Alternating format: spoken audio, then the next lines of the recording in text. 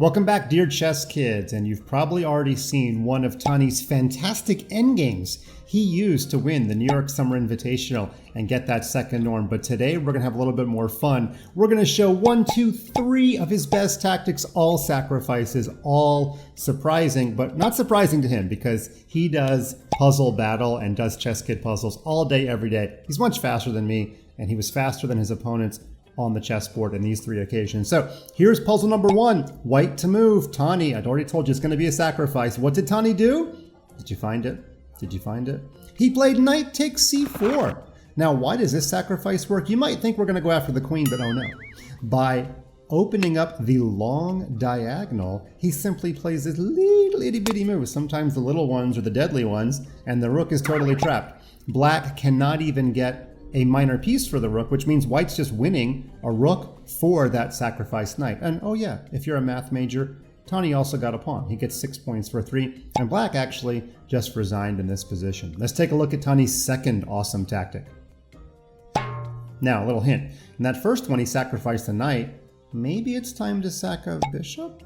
He's got the bishop pair. Both bishops are sort of aiming at that black king like laser beams, and we have a hook pawn. What channel on YouTube has a lot of positions about hook pawns? Is it my channel? Indeed it is. You've probably already seen those videos, and Tani did not need to see them because he's too good, but if he did see them, it would help reinforce the idea. He played bishop takes h6. Now, why did he play that move? Because when the pawn takes, it can no longer come forward to help block the light square diagonal. Now, black did not take. The knight just went here, and Tani backed up with the bishop. And, Tani won a pawn and ended up winning because of the extra pawn. But if black had captured, white would have simply played the move check.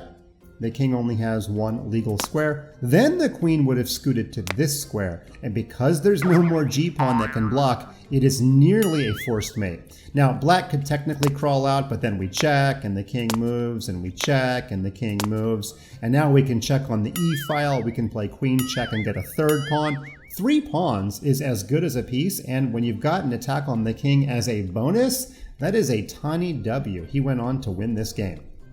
Our third and final Tani tactic comes against a very famous chess personality. That would be the streamer, international master, Levy Rozman. Now, Levy has a scholarship fund for kids all over the USA, and we really appreciate Levy for everything he does for kids and for Chess Kid. So I'm very sorry, Levy, you're a friend of mine, but I have to show this. Tani beat Levy with a fantastic idea in this position. In fact, to my eyes, it comes out of nowhere. Would you believe that a checkmate on b2 is coming up? Now, you see the rook lined up with b2, but this queen, she's like buried. It's like she's a fianchettoed bishop. She can't possibly get through 2 pawns, can she? Well, actually she can, because Tani can give away both pawns. So he did a knight sacrifice, he did a bishop sacrifice, now he's going to do a 2-pawn sacrifice. He first gives away the e4 pawn. That pawn is being double attacked. Now, if you don't take it, Tani's got the snowplow. Those pawns are coming down the board, and it is bad news for white if you don't take the pawn. But when white does take the pawn, Tani gives away a second pawn, and it's a little bit of a weird position. This is like some really messed up Oreo where there's cream in the middle and the outside, right? We got cookie, cream, cookie, cream. Ah, wait, cookies and cream gelato. I just had that, and it was fantastic. Okay, but it's not so fantastic for white. If the queen takes, amazingly, this diagonal got opened out of nowhere. Tani would give checkmate.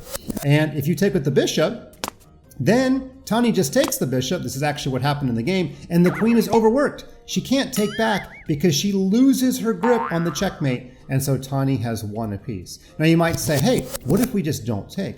What if the queen just travels somewhere like c3 to continue to keep an eye on b2? But I separated your queen from your bishop. You got a man down and nothing is guarding it. And I am going to suck the cream out of that Oreo. Now all we have left is cookie, but no cream. In any case, Tani would win a piece, and he would still go on to win a game. I loved that clearance tactic. He had to clear out 2 pawns to open up the checkmate on b2. It's tough to beat an international master unless you do your tactics like Tani does. So go to Chess Kid right now, do some tactics, and subscribe now. It costs you nothing to learn from Tani on YouTube. I hope you learned a lot, Chess Kids, and I'll see you next time.